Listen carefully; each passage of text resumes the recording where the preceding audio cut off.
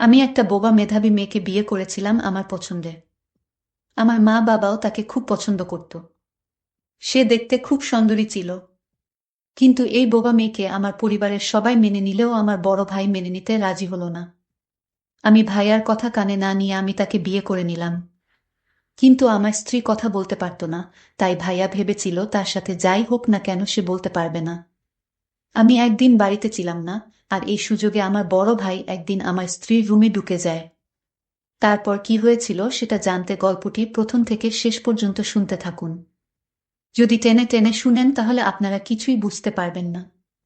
তাই গল্পটি মনোযোগ দিয়ে শুনুন। তাহলে মূল গল্পটি বলি। আমি তিন ভাইয়ের মধ্যে ম্যাচ। সবে মাত্র পাবলিক ভার্সিটি থেকে পাশ করে বেরিয়েছি। কয়েকটা চাকরির ইন্টারভিউ দিয়েছি। বড় ভাইয়ের বিয়ে হয়েছে। আমাদের পরিবার মোটামুটি ধার্মিক পরিবার বলা যায়। পর্দা করার ব্যাপারে এত কঠোর না হলেও নামাজ রোজার ব্যাপারে আমাদেরকে ছোটবেলা থেকেই উৎসাহিত করা হয়েছে। আমার ভাইয়ের জন্য মেয়ে দেখার সময় ধার্মিক পরিবারের মেয়েকেই বেশি প্রাধান্য দিয়েছিল। আল্লাহ চাহেন তো চাইলে পাওয়া যায় না এমন কিছুই নেই। আলহামদুলিল্লাহ, এমন মেয়েকেই মা ঘরের বউ করে আনে। সেদিন গ্রামে ভাবির কাজিনের বিয়েতে গিয়েছিলাম পুরো পরিবার। খাওয়া দাওয়ার পর কয়েকজন মিলে বসে গল্প করছিলাম। দূর থেকে লক্ষ্য করলাম একটি কমপ্লিট হিজাব পরিহিতা, হাত মোজা, পা মোজা সহ মেয়ে। মেয়েটি আমাদের রুমের দিকেই আসছে। প্রথমে মেয়েটির প্রতি কোনো আগ্রহ না থাকলেও পরে খেয়াল করে দেখতে দেখতে ভাবছি এই যুগেও মানুষ এইভাবে হিজাব করে। আমি যে রুমে বসে আছি সেখানেই এক পাশে বসে গেল। অন্য একটি মেয়েকে লিখে কি যেন দেখাচ্ছে। খোঁজ নিয়ে জানতে পারলাম মেয়েটি ভাবির কাজিন হয়। আমার আগ্রহ জানার আরও বেড়ে গেল মেয়েটির প্রতি। নিজের মনেই বললাম মেয়েটি ভাত খাওয়ার সময় দেখব দেখতে কেমন। মেয়েটিকে ফলো করে যাচ্ছি, কিন্তু সে কিছুতেই মুখ খুলছে না। লক্ষ্য করলাম বারবার কি যেন লিখছে। বিয়ের পর জেনেছিলাম সে দাওয়াত বিয়েতে খুব কমই যায়। বাধ্য হয়ে যেতে হলেও খাবার খায় না। আমার জিদ চেপে গেল। আমি মেয়েটিকে দেখবই, যেভাবেই হোক। মাকে বললাম আমি আরো কিছুদিন গ্রামে থাকতে চাই। মাও খুশি হয়ে রাজি হয়ে গেলেন। এখানে উল্লেখ্য ভাবির বাবার বাড়ির লোকজন অত্যন্ত অতিথিপরায়ণ এবং আন্তরিক। নতুন বউয়ের বাপের বাড়ি থেকে প্রতিদিন গেস্ট আসছে, আর আমি কিছুক্ষণ পর পর বিয়ে বাড়ির দিকে যাচ্ছি। যদি একটি বার মেয়েটিকে দেখি। হয়তো এটাই আল্লাহর ইচ্ছা ছিল। সেদিন দুপুর বেলা খাওয়ার পর বিশ্রাম নিচ্ছিলাম সোফায় আধা শোয়া হয়ে। হঠাৎ একটি মেয়ে ঢুকেই এক অদ্ভুত শব্দ করে ডাকতে লাগলো। তখনও পর্যন্ত আমার মাথায় আসেনি সে এই রকম অদ্ভুত করে কেন ডাকতেছে। ভাবি ভেতর থেকে জি বলে আওয়াজ দেওয়াতে বুঝতে পারলাম ভাবিকেই ডাকতেছে। মাত্র আমাকে দেখেই দৌড়ে চলে গেল। জাস্ট কয়েক সেকেন্ডের জন্য মেয়েটিকে দেখেছিলাম। কেন জানি না বারবার মনে হচ্ছে এই মেয়েটি সেই, যাকে আমি 2 দিন ধরে পাগলের মতো খুঁজে বেড়াচ্ছি। পরে ভাবি থেকে জিজ্ঞাসা করাতে জানতে পারি, এটাই সেই পর্দানসীন মেয়ে। উজ্জ্বল শ্যামলা বর্ণের মায়াবতী। এই কয়েক সেকেন্ডেই আমার ভেতর আলোড়ন সৃষ্টি হয়ে গেল। আমার বুঝতে আর বাকি থাকল না, আল্লাহই আমাকে এখানে নিয়ে এসেছেন মেয়েটির সাথে দেখা করাবেন বলে, আমাদের এক করবেন বলে। এর পরের দিনই আমরা ভাবি সহ বাসায় চলে আসলাম। কিছুতেই আসতে মন চাচ্ছে না। মনটা আকুল হয়ে আছে। আরেকটি বার যদি মেয়েটিকে দেখতে পেতাম। ভাবিও যেহেতু ইসলামী মন মানসিকতার, উনার সাথে প্রয়োজনের বাইরে দেখা বা কথা হয় না একই ঘরে থাকার পরও। ভাবির কাছে মেয়েটির ব্যাপারে জিজ্ঞাসা করার সুযোগ খুঁজতেছি।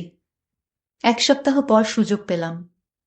মা ডাক্তারের কাছে গিয়েছে, স্বাভাবিকভাবেই আমার দুপুরের খাবার ভাবিই দিবে। ভাত খাওয়ার পর মেয়েটির ব্যাপারে জিজ্ঞাসা করলাম। কিন্তু ভাবি যা বলল তা শুনে আমার দুনিয়া উল্টে গেল। মেয়েটি বোবা, বধির। মেয়েটির মা উচ্চশিক্ষিত মহিলা। 5 বছর বয়সেই জানতে পারে মেয়েটি স্পেশাল শিশু। কিন্তু মেয়েটির মা হার মানেনি।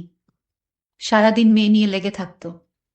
মেয়েকে স্বাবলম্বী শিক্ষিত করার জন্য সব প্রকার চেষ্টা করতে লাগল। 8 বছর বয়সেই মেয়েটিকে সমস্ত বর্ণ শিখিয়ে ফেল। আল্লাহ তাআলা এই সমস্ত শিশুদেরকে অবশ্যই কোনো বিশেষ গুণ দিয়ে পাঠান দুনিয়াতে। কিছুদিন পর মা বুঝতে পারে মেয়েটি ছবি আঁকায় খুব পারদর্শী। মা মেয়েটিকে ছবি আঁকার সমস্ত উপকরণ এনে দিল এবং অন্যান্য সাবজেক্ট, বিশেষ করে ইংলিশের ব্যাপারে খুব বেশি গুরুত্ব দিতে লাগল। মেয়েটির টিচার্সরা খুব সুনাম করত। প্রায় প্রতি ক্লাসেই টপ 3-তে মেয়েটি রেজাল্ট করত একমাত্র মায়ের অপ্রাণ চেষ্টা এবং আল্লাহর ইচ্ছায়। এসএসসিতে গোল্ডেন জিপিএ পেল। ওরা গ্রামে থাকলেও পৌর এলাকার হওয়ায় শহরের মতোই কিন্ডারগার্টেন, আর্ট স্কুল এসবের খুব মান। মা মেয়েটিকে মামাদের সাহায্য নিয়ে একটা আর্ট স্কুল খুলে দিল। এই বোবা মেয়েটি মাত্র 2 জন স্টুডেন্ট নিয়ে স্কুল শুরু করে নিজের বাসায়। এইচএসসি দিতে দিতে মেয়েটির প্রায় 50 জন স্টুডেন্ট। আমি এখনো সবসময় মেয়েটির মা প্রতি কৃতজ্ঞ। ওকে এত যোগ্য বানানোর জন্য, ওর কমতিগুলোকে শক্তিতে রূপান্তর করার জন্য। ইন্টার পরীক্ষায়ও ও ভালো রেজাল্ট করল, অল্পের জন্য জিপিএ 5 পায়নি। মাত্রই ইংলিশে অনার্সে ভর্তি হয়েছে। আমি আর কিছুই ভাবতে পারছি না। আমি একটা বোবা মেয়েকে বিয়ে করব। ভেতর থেকেই কেউ একজন বলে উঠল, দুনিয়াতে কি মেয়ের অভাব নাকি আমার মধ্যে কোনো কমতি আছে যে আমি জেনে শুনে বোবা মেয়ে বিয়ে করব? কিছুতেই হতে পারে না। কিন্তু আমি কিছুতেই নিজের মনকে মানাতে পারছি না। আমি কি দোষ করেছি? স্কুল, কলেজ, ভার্সিটি কোথাও প্রেম হল না। শেষমেশ একটা বোবা মেয়েকেই ভাল লাগল। সেদিন সারা রাত খুব কান্না করলাম। বারবার আল্লাহকে দোষ দিয়ে যাচ্ছিলাম, কেন আমার সাথে এমন করলে? সারাদিন আর কিছুই ভালো লাগে না, রাত হলে ঘুম আসে না। কেমন জানি হয়ে যাচ্ছিলাম। নিজেকে পাগল মনে হতে লাগল। হঠাৎ করেই মনে আসলো, ভার্সিটিতে এক প্র্যাকটিসিং বড় ভাইয়ের সাথে আমার ঘনিষ্ঠতা ছিল। উনার কাছ থেকেই আমি অনেক দিনের তালিম নিয়েছিলাম। ইসলামী জ্ঞানে জ্ঞানী। অ্যাকাউন্টিং নিয়ে পড়ালেখা করে এখন একটা ব্যাংকে জব করে। উনাকে আর্জেন্ট দেখা করার কথা বলাতে সাথে সাথে রাজি হয়ে গেলেন। এমনিতেই অত্যন্ত ভালো মানুষ, তার উপর আমাকে অত্যন্ত স্নেহ করেন, ছোট ভাইয়ের মতো। দিনের জটিল অনেক সমস্যার সমাধানও উনি আমাকে দিয়েছেন। পারিবারিকভাবে ধর্ম পালনের অভ্যাস থাকলেও ধর্মকে ভালোবেসে পালন করতে উনি আমাকে সহায়তা করেছেন, আলহামদুলিল্লাহ। বিকালে বসলাম দুইজনে। কোনো বনিতা না করেই সোজাসুজি সব বললাম। ভাই যা বলল তাতে আমার সমস্ত চিন্তা দূর হয়ে গেল, অনেক রিল্যাক্স ফিল করছিলাম সেই মুহূর্তে। ভাই বলল, আমরা সবাই দুনিয়াতে পরীক্ষার জন্য এসেছি, দুনিয়া চিরস্থায়ী কিছু নয়। মেয়েটির পরিবার ভাগ্যবান এবং তুইও, কারণ তুই বললি দুনিয়াতে এত মেয়ে থাকতে আল্লাহ তোকে মেয়েটির প্রতি ভালোবাসা সৃষ্টি করেছেন। আল্লাহ তাআলা তোকে খুব ভালোবাসেন বলেই হয়তো মেয়েটিকে একটি উছিলা করে তোর কাছে পাঠিয়েছেন, তোর সবরের মাধ্যমে আল্লাহর প্রতি বিশ্বাস আরো দৃঢ় করার জন্য। আর কিয়ামতের দিন আমরা সবাই পুণ্যের পাশাপাশি পাপের বোঝা মাথায় নিয়ে চিন্তিত হব। কিন্তু মেয়েটির পাপ বলে কিছু থাকবে না, ওর হিসাবের খাতা থাকবে সাদা। সে শিশুর মতো পবিত্র অবস্থায় দুনিয়াতে এসেছে এবং একই অবস্থায় দুনিয়া থেকে বিদায় নিবে।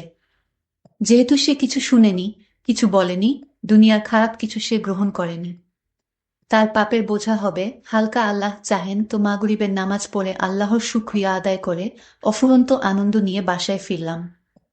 এবার মা এবং পরিবারের অন্য সদস্যদের কিভাবে রাজি করাব সেই চিন্তায় আল্লাহর কাছে সাহায্য চেয়ে। কোনো মাই চাইবেন না তার সন্তান কোনো বোবা বধির মেয়েকে বিয়ে করে।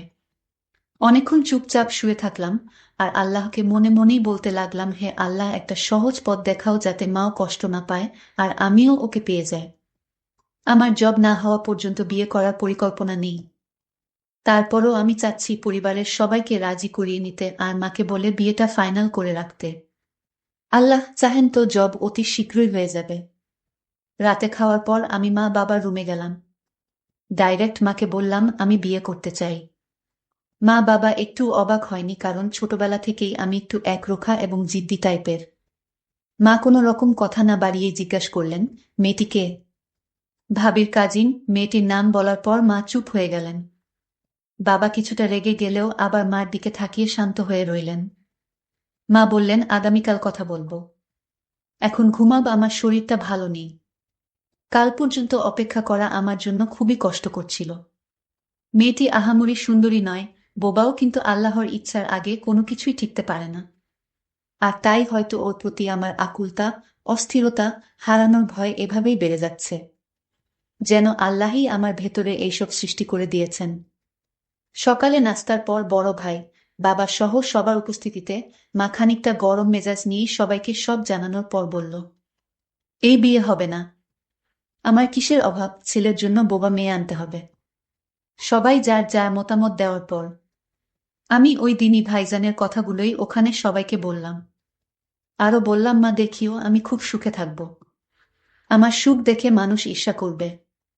তুমি মামির কথা সবসময় বলো না, কিভাবে মামাকে অপদস্থ করে। সেই হিসেবে বোবা হলে কি সমস্যা মা? মা এমনিতেই ঠান্ডা মানুষ, কিন্তু এইবার বেশ রেগেই বললেন, মেয়েটি কারো সামনেও আসে না, আওয়াজও শুনি শুনি, যেহেতু কথা বলতে পারে না। কি এমন দেখলি যে তুই শুধু ওকে বিয়ে করবি? তাছাড়া আত্মীয় স্বজন কি বলবে? মা, সুন্দর দিয়ে কি করব? একটা দুইটা সন্তান হলেই সৌন্দর্য নষ্ট হয়ে যায়। কিন্তু ভালো আচরণ, ভালো মানসিকতা আর ভেতরের মানুষটাই চিরজীবন থেকে যায়। আর সেটাই আমাকে সুখ দিতে পারবে। বিয়ের পর কয়েকদিন আত্মীয়রা বলাবলি করবে। সেই আত্মীয়রাই কিছুদিন পর সুখী, অসুখী, সফল অসফল জীবন নিয়ে আলোচনা করবে। লোকেদের দেখানো কয়দিনের জন্য, সংসার সুখের হোক আর দুঃখের হোক, তা সারা জীবন শুধু আমারই জন্য। তাছাড়া মেয়েটি মেধাবী। আমি আর কারো কথা না শুনে আমি একটা কাজী অফিসে গিয়ে বোবা মেয়েটিকে বিয়ে করে ঘরে নিয়ে আসলাম। আমার মা বাবা সবাই খুশি হয়েছিলেন, কিন্তু আমার বড় ভাই এই বিয়েটা কিছুতেই মেনে নিতে পারছিল না। আমার বড় ভাই ছোটবেলা থেকেই আমার ভালো দেখতে পারত না। আমার মা আমি ছোট বলে আমাকে একটু বেশি আদর করত। সেটা আমার ভাই সহ্য করতে পারত না। আর আমি একটা ভালো পর্দাশীল মেয়ে এবং খুবই মেধাবী বোবা মেয়েকে বিয়ে করার কারণে হিংসা করত। আমি সেটা ভালোভাবে বুঝতে পারি, কিন্তু ভাইয়ের সামনে কোনোদিন কথা বলিনি। আমি ভাইয়াকে ভালো ভাবতাম, কিন্তু তার উপরের রূপটা খুব ভালো ছিল, ভিতরটা খুবই খারাপ ছিল। আমি সেটা বুঝতে পারতাম, কিন্তু কিছুই বলতাম না বড় ভাই বলে। আমি আমার স্ত্রীকে বাড়িতে নিয়ে আসলাম। আমার বড় ভাই বলল, তোর এত বড় সাহস, আমাকে না জানিয়ে তুই একটা বোবা মেয়েকে বিয়ে করেছিস। আমি ভাইয়াকে বলেছিলাম, ভাইয়া, এই পৃথিবীতে সবাই মানুষ, এখানে সে হোক বোবা কিংবা প্রতিবন্ধী, একই আল্লাহর সৃষ্টি। আল্লাহর সৃষ্টিকে যারা পছন্দ করে না তারা মানুষ না, তারা উপরের দিকটায় মানুষ, ভিতরটা অমানুষ। আমার ভাইয়া আমার কথা শুনে খুব রাগান্বিত হলো। আমার স্ত্রী তখন আমায় ইশারা করে বলল, ঝগড়া না করতে, আমাকে বলল মাথা ঠান্ডা রাখতে। আমি আমার স্ত্রীর কথা মেনে নিলাম এবং রুমে গিয়ে বিশ্রাম নিলাম। একদিন আমি বাসায় ছিলাম না, তখন আমার বড় ভাই আমার স্ত্রীকে বলল, আসলে আমি অন্যায় করেছি, তুমি আমায় ভুল বুঝো না, এই ধরনের কথা বলতে লাগলো। আমার স্ত্রী কথা বলতে পারে না, তাই লিখিত আকারে বুঝিয়ে দিল, আপনার কোনো দোষ নেই, সব দোষ আমার এবং আমার কপালের, কারণ আমাকে দুনিয়াতে আল্লাহ পাঠিয়েছেন বোবা করে, এটাই আমার দোষ। আমি বাড়িতে গিয়ে দেখি আমার স্ত্রীর সাথে আমার বড় ভাই আলাপ করছে। আমি কাছে গিয়ে জিজ্ঞেস করলাম, ভাইয়া কি হয়েছে, কোনো সমস্যা? ভাইয়া তখন বলল, আরে না, কোনো সমস্যা না, আল্লাহ তোরে একজন নেককার স্ত্রী দিয়েছেন। আমার তো ভাইয়াকে সন্দেহ হলো, কারণ যে ভাইয়া গতকাল আমার সাথে রাগারাগি করেছে, আজ সে আমাদের ভালো উপদেশ দিচ্ছে। এটার পিছনে কোনো কারণ আছে। আমার ভাইয়া তারপর রুম থেকে চলে গেল। পরের দিন আমি সন্ধ্যায় বাড়িতে ফিরলাম, ফিরে দেখি ভাইয়া আমার স্ত্রীকে কি যেন ইশারায় বলছে। আমার স্ত্রী কথা বলতে পারে না, আর তাকে ইশারায় বুঝাতে চেয়েছে। আমি বাহির থেকে তাদের এই দৃশ্য দেখতে পেলাম। আমার মনে আরো চিন্তা বেড়ে গেল। ভাইয়া আমার স্ত্রীর রুমে বারবার কেন যায়, এটা তো আমি কিছুই বুঝতেছি না। আর তার সাথে কি কথা বলে? আমার স্ত্রীকে আমি লিখিত আকারে জিজ্ঞেস করলাম, আচ্ছা, আমার ভাইয়া কেন তোমার কাছে আসে, কি বলতে চায়, তুমি লিখে বলে দাও। সে তখন আমায় লিখে উত্তর দিল, ভাইয়া তাকে এটা বলতে চেয়েছে, তুমি খুব সুন্দর, তুমি খুব ভদ্র, তোমার মতো মেয়ের কোনো তুলনা হয় না। মানে আমার প্রশংসা করেছে তোমার ভাইয়া। আমি তো তার লেখা দেখে অবাক, যে ভাইয়া গত কয়দিন আগে আমার সাথে খারাপ ব্যবহার করত, আজ সেই ভাইয়া আমাদের সাথে ফেরেশতার মতো আচরণ করছে। আমি তা দেখে আমার মনে কৌতূহলের সৃষ্টি হয়েছে। আমি আমার স্ত্রীকে আজ বললাম যে, তুমি আমার ভাইয়াকে আমার রুমে আসতে দিও না। আমার কেমন জানি মনে হচ্ছে ভাইয়ার এই রহস্য আমার কাছে ভালো মনে হচ্ছে না। যাই হোক, পরের দিন আমার এক বন্ধুর বাবা মারা গেছে। সে আমার ফোন করে বলল আমাকে যেতে। আমি আমার স্ত্রীকে বলে গেলাম, আজ আমার ফিরতে দেরি হবে, বেশি রাত হলে খাওয়া দাওয়া সেরে ঘুমিয়ে পড়ো। সে বলেছিল ঠিক আছে। আমার ভাইয়া তখন আমার স্ত্রীর কাছে এসে বলল, শোনো, আজ তোমার জন্য একটা গিফট নিয়ে এসেছি। আমার স্ত্রী বলল, না, আমার কোনো কিছু লাগবে না, আপনি চলে যান। সে আমায় ইশারায় বলে দিল সে গিফট নিতে পারবে না তার স্বামীর অনুমতি ছাড়া। আমি তখন লিখিত আকারে তাকে বললাম, এই গিফটটা রাখো, আমি কি তোমাদের পর? তুমি আমার ছোট ভাইয়ের স্ত্রী, তুমি তো এই পরিবারের একজন সদস্য। আমার স্ত্রী তখন লিখিত আকারে বড় ভাইকে বললেন, আপনি গিফট নিয়ে আইছেন, কিন্তু আমার স্বামী বাড়িতে যখন থাকবে তখন। আমার তখন খুব রাগ হচ্ছিল, কিন্তু রাগ করলে কি হবে, বরং আমার লস হবে। আর তাই আমি খাবারের সাথে এমন একটা জিনিস মিশিয়েছিলাম। আমি তখনও আমার বন্ধুর বাড়িতে, এখনো লাশ দাফন করা হয়নি। রাত প্রায় 10টা বেজে যাচ্ছে। এর মধ্যে বাড়িতে আমার মা, বাবা, আমার বড় ভাই এবং আমার স্ত্রী রাতের খাবার খেতে বসল। তার আগে আমার স্ত্রী আমাকে ফোন করেছিল, তোমার আসতে কয়টা বাজবে?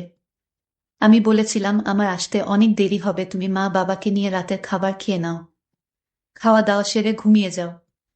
কিন্তু আমার স্ত্রী জানতো না খাবারের সাথে কি মিশানো ছিল।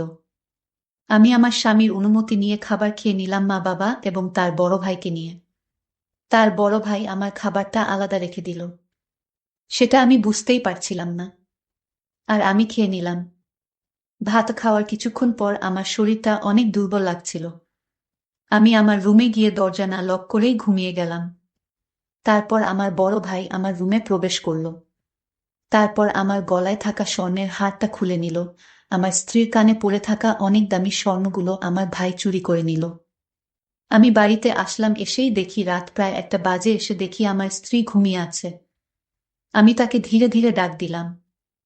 আমার স্ত্রীর নামটাই বলা হয়নি আপনাদের।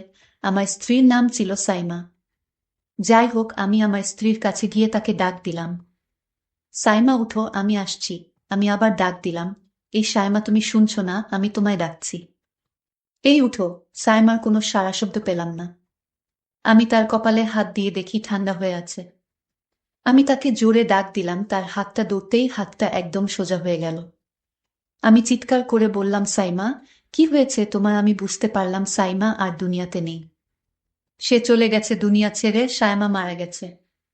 কিন্তু আমি মনে মনে ভাবতে লাগলাম, সাইমার তো কোনো রোগ ছিল না, তাহলে হঠাৎ করে কেমনে মারা গেল? আমি সাইমার গলার দিকে তাকিয়ে দেখি তার গলায় যে হারটা পরা ছিল, সেই হারটা নেই। তার কানের মধ্যে পড়ে থাকা স্বর্ণের অলংকারগুলো নেই। আমার আর বুঝতে বাকি রইল না, এই ঘটনাকে ঘটিয়েছে আমার মৃত স্ত্রীর পাশে একটা আংটি পড়ে রইল। আমি আংটিটা দেখে নিশ্চিত হলাম এর সবকিছুর পিছনে আমার বড় ভাই দায়ী। কারণ আংটিটা ছিল আমার বড় ভাইয়ের হাতে।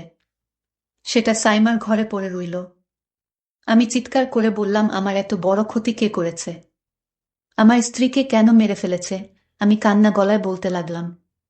তখন আমার ভাইয়া দৌড়ে আসলো, আমার কাছে বলল, কি হয়েছে তোর স্ত্রীর?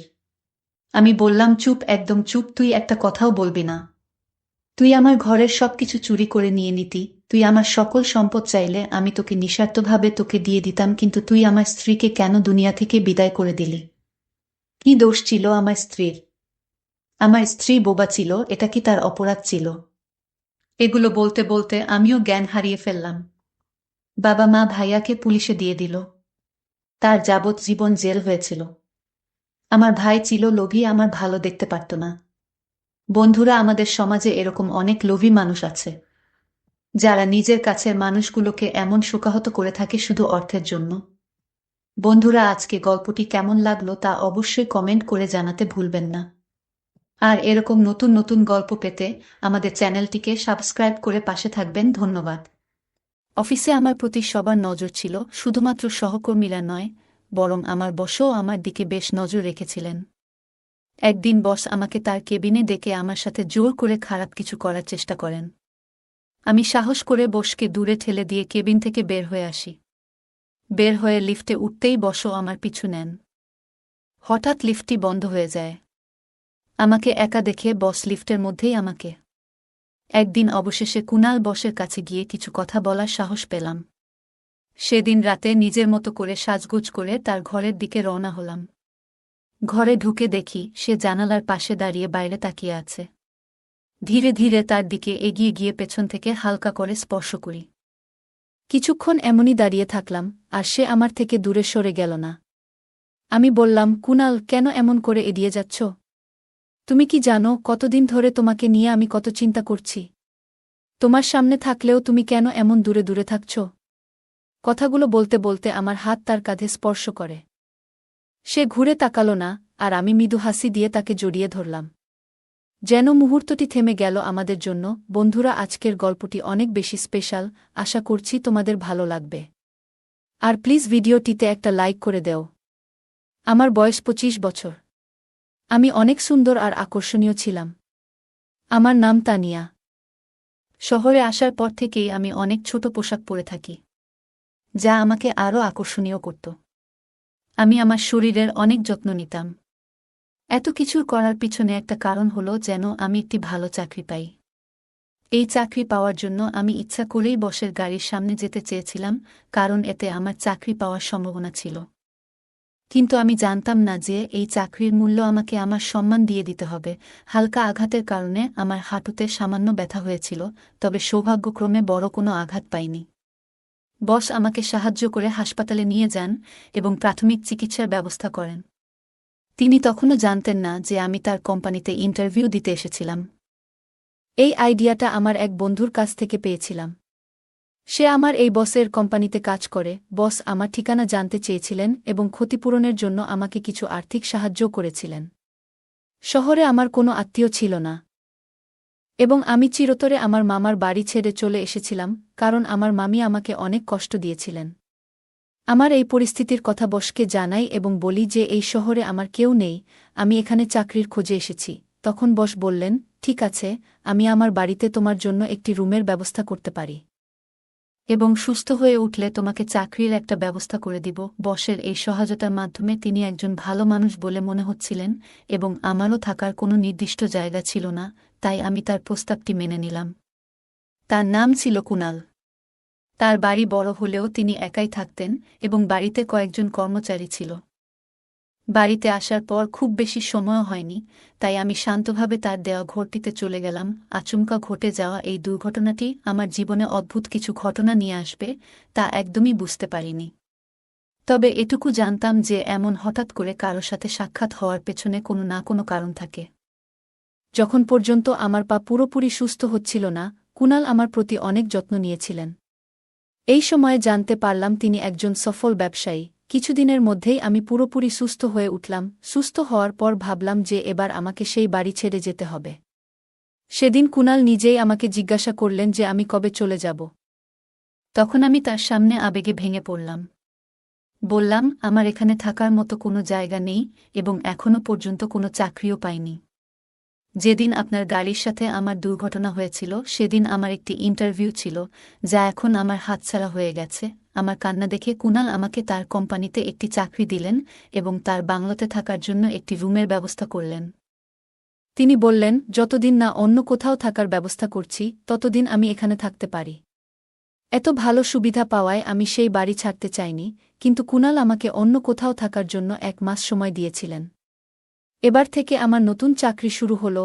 অফিসে গিয়ে জানতে পারলাম যে কুনাল এর বাবা এখানকার বড় বস।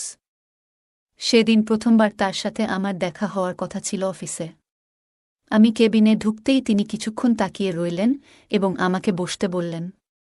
আমি নিজের পরিচয় দিলাম এবং তারপর কেবিন থেকে বের হতে যাব। তখন তিনি হঠাৎ করে আমার হাত দুটি ধরে ফেললেন এবং ছাড়তে চাইছিলেন না। তার এই ব্যবহারে আমি কিছুটা অবাক হয়ে গেলাম। কেন জানি না মনের ভিতর অনেক ভয় পেতে থাকলাম। চাকরির প্রথম দিনেই তিনি আমাকে 5-6 বার কেবিনে ডেকেছিলেন, যা আমার খুব একটা ভালো লাগছিল না। তবুও কিছু বলার সাহস পাইনি, কারণ কিছু বললে হয়তো চাকরিটা চলে যেত। সেদিন সন্ধ্যায় বাড়ি ফিরলে দেখি ছোট বস কুনাল বাড়িতে নেই। আমি বাড়ির পরিচারিকার কাছে বসের ব্যাপারে জানতে চাইলে সে জানান কুনাল এই বাড়িতে একাই থাকেন। তার এত ধনসম্পদ দেখে আমার চোখ যেন চকচক করছিল। আমার মনে অর্থের লোভ তৈরি হতে শুরু করে। রাতে ইচ্ছাকৃতভাবে ছোট পোশাক পরে কুনালের রুমে যাই। আমি সামান্য ল্যাংড়াতে হাঁটছিলাম, যা দেখে কুনাল এগিয়ে এসে জানতে চান কি হয়েছে। আমি বললাম, আমার পায়ে খুব ব্যথা হচ্ছে আর সহ্য করতে পারছি না। এই ব্যথা তার সেদিনের অ্যাক্সিডেন্ট এর কারণে হচ্ছে। কুনাল বস অনেক ভালো মনের মানুষ ছিল। আমি তার প্রেমে পড়ে গিয়েছিলাম আর আমার ভিতরে টাকার লোভ কাজ করছিল।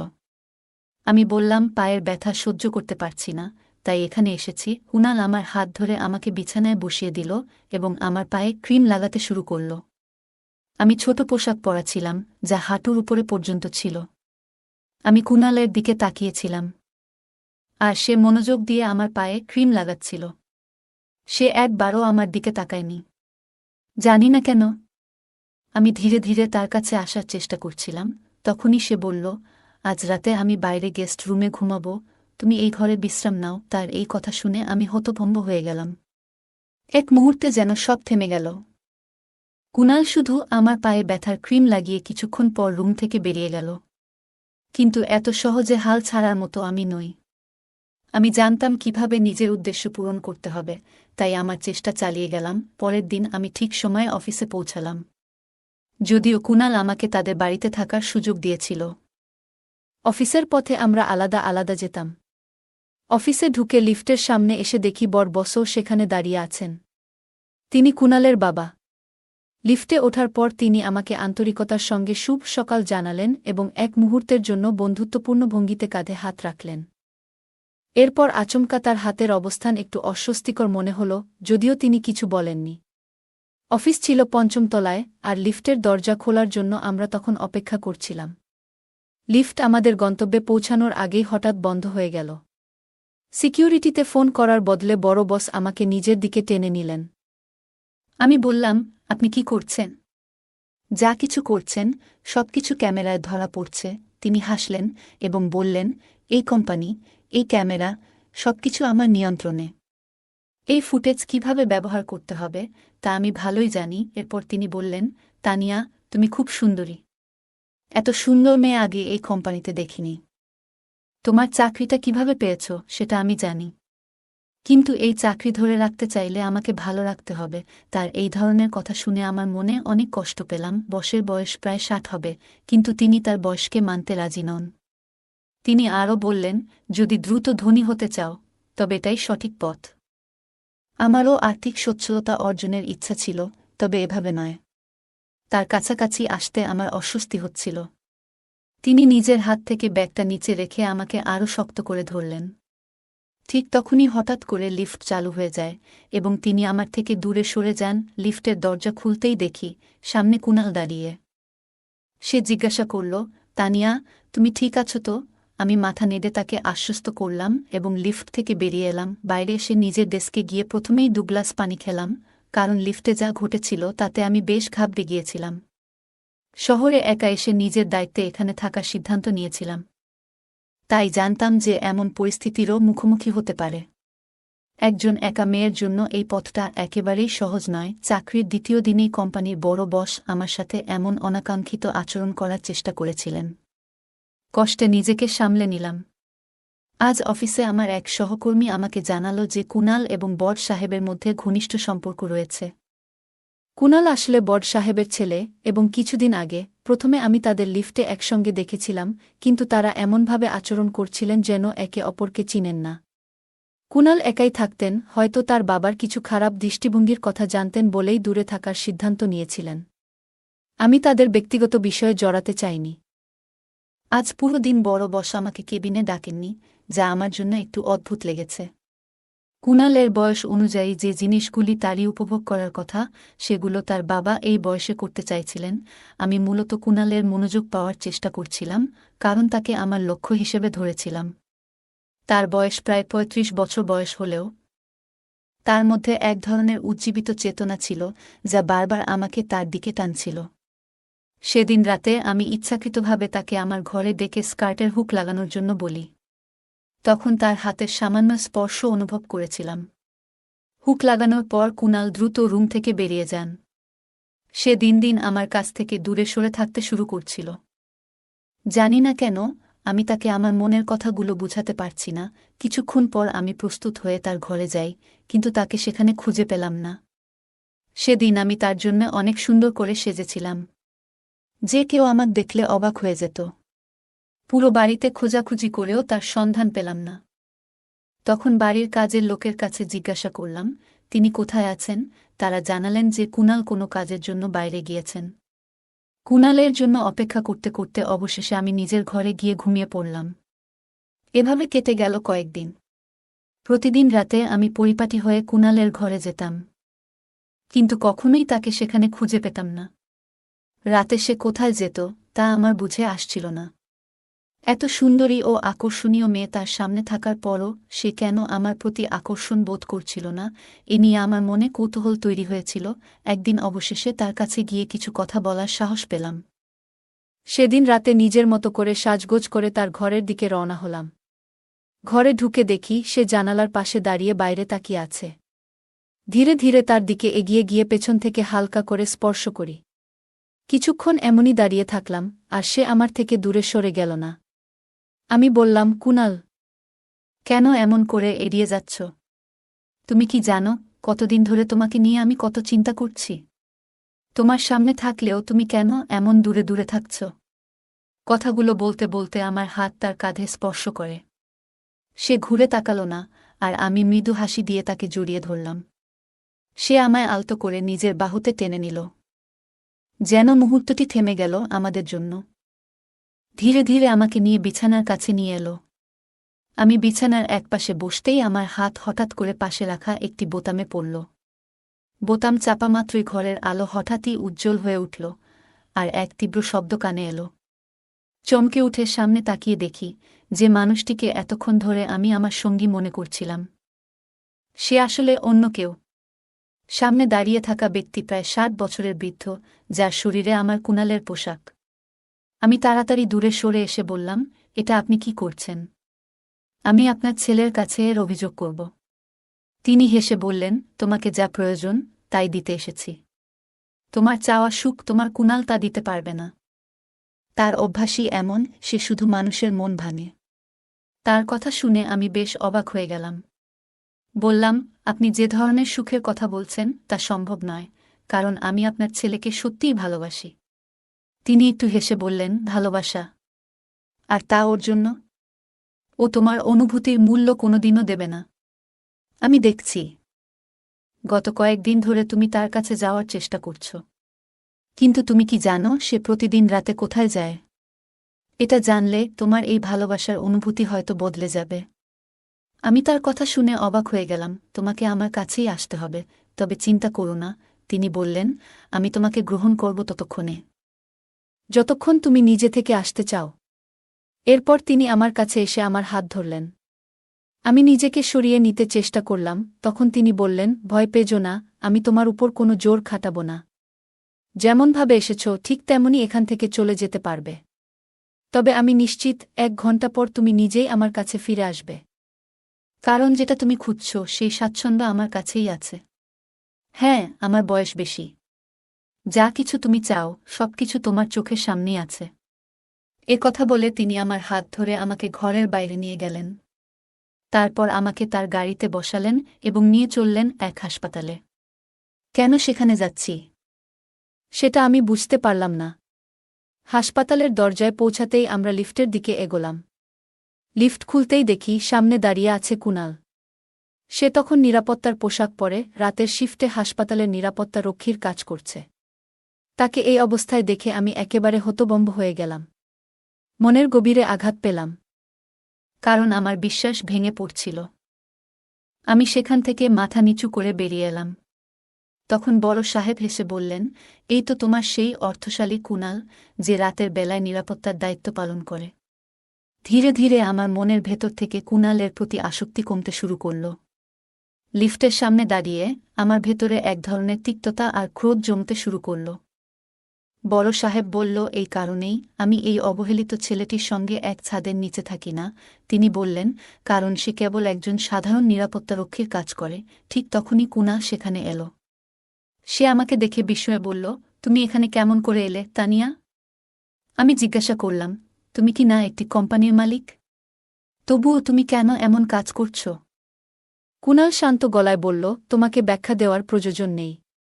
তবে সত্যি হল, গত কিছুদিন ধরে আমার এবং আমার বাড়ির সঙ্গে তোমার কিছু সম্পর্ক তৈরি হতে চলেছে। হ্যাঁ, আমি একটি কোম্পানির মালিক, কিন্তু তোমার মনে হয়তো প্রশ্ন উঠছে কেন আমি রাতের বেলায় নিরাপত্তার কাজ করি। এবং আমার বাবা আর আমি কেন পরস্পরের সঙ্গে কথা বলি না, তার আসল কারণ হল 1 বছর আগে আমি এই হাসপাতালের লিফটে আমার স্ত্রী ও শিশুকে হারিয়েছিলাম। সে নীরবে একটু থামল, তারপর বলল, আমার স্ত্রী তখন গর্ভাবস্থার 9ম মাসে ছিল। তাকে ডেলিভারির জন্য এই হাসপাতালেই এনেছিলাম। প্রসব ওয়ার্ড ছিল 4র্থ তলায়। কিন্তু লিফট হঠাৎ করে দ্বিতীয় তলায় আটকে যায়। সেই সময় লিফটে শুধু আমরা দুজনই ছিলাম। আমার স্ত্রী তীব্র ব্যথায় কাতরাচ্ছিল। আমি বারবার নিরাপত্তার জন্য সাহায্য চেয়েছিলাম, কিন্তু কিছুই কাজ করছিল না।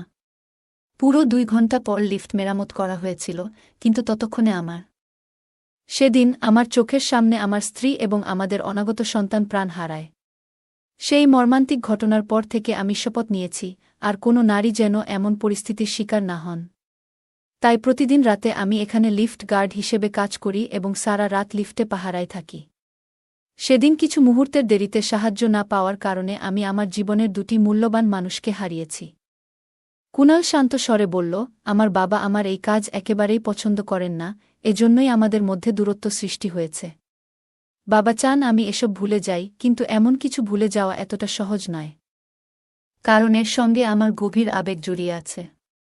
কুনাল এর এই কথা শুনে আমার চোখে অশ্রু চলে এলো। তার অনুভূতিগুলো এতটাই আন্তরিক ছিল যে শুনে তার বাবারও চোখ ভিজে উঠল। তিনি ছেলেকে জড়িয়ে ধরে মাফ চাইলেন। এদিকে বড় সাহেব আমার দিকে ফিরে বললেন, আমাকে ক্ষমা করো, আমি তোমার পরীক্ষা নিচ্ছিলাম। তুমি কিন্তু কুনালের প্রতি শুধু তার অর্থের জন্য আকৃষ্ট হয়েছিলে। তুমি ইচ্ছাকৃতভাবে তার গাড়ির সামনে এসে তাকে বাধ্য করেছিলে তোমার সাহায্য করতে। কিন্তু একটা বছর আগে কুনালের জীবনে যা ঘটেছে, তারপর থেকে সে খুবই সংবেদনশীল হয়ে উঠেছে। সে সবসময় যে কোনো নারীর সাহায্যে প্রস্তুত থাকে। তুমি যে কাজটা করছিলে সেটা ভুল ছিল, তাই তোমার প্রতি কিছুটা কঠোর হতে বাধ্য হয়েছিলাম, বড় সাহেব বললেন। তার এই কথাগুলো শুনে আমার ভুলটা স্পষ্ট হয়ে গেল। আমি কুনাল এবং তার বাবার কাছে ক্ষমা চাইলাম। সত্যি বলতে আমি ভাবছিলাম কুনালের সাথে বিয়ে করে তার সম্পত্তি নিয়ে আরামে জীবন কাটাব। তবে কুনাল সম্পূর্ণ ভিন্ন ধরনের একজন মানুষ, একজন সংবেদনশীল মানুষ, যিনি বড় একটি কোম্পানির মালিক হয়েও নিরাপত্তা রক্ষার কাজ করছেন, কারণ এই কাজের সঙ্গে তার আবেগ জড়িয়ে আছে। সেদিন আমার উপলব্ধি হল, টাকার থেকেও বেশি গুরুত্বপূর্ণ হল মানুষের প্রতি মানুষের অনুভূতি। টাকা তো উপার্জন করা যায়, কিন্তু একবার প্রিয়জনকে হারালে তাদের আর ফিরে পাওয়া যায় না। তাই টাকার চাইতে আমাদের কাছের মানুষদের মূল্য দেয়া প্রয়োজন। অর্থ থাকলেই যে জীবনে সুখ থাকবে এমনটা নয়। সবার জীবনেই কিছু না কিছু অভাব থাকে, আর তাই আমাদের উচিত যা আছে তা নিয়ে সন্তুষ্ট থাকা এবং সেই জীবনকে আনন্দময় করে তোলা। এই গল্প আমাদের মূল্যবান শিক্ষা দেয় যে প্রকৃত ভালোবাসা ও সম্পর্ক গড়ে তুলতে গেলে আত্মস্বার্থ বাদ দিয়ে আন্তরিকতা ও সততার প্রয়োজন। গল্পের মূল চরিত্রটি প্রথমে কুনালের প্রতি আকৃষ্ট হয়েছিল তার অর্থ ও আরামের জীবনের জন্য, কিন্তু আস্তে আস্তে তার ভুল উপলব্ধি করে।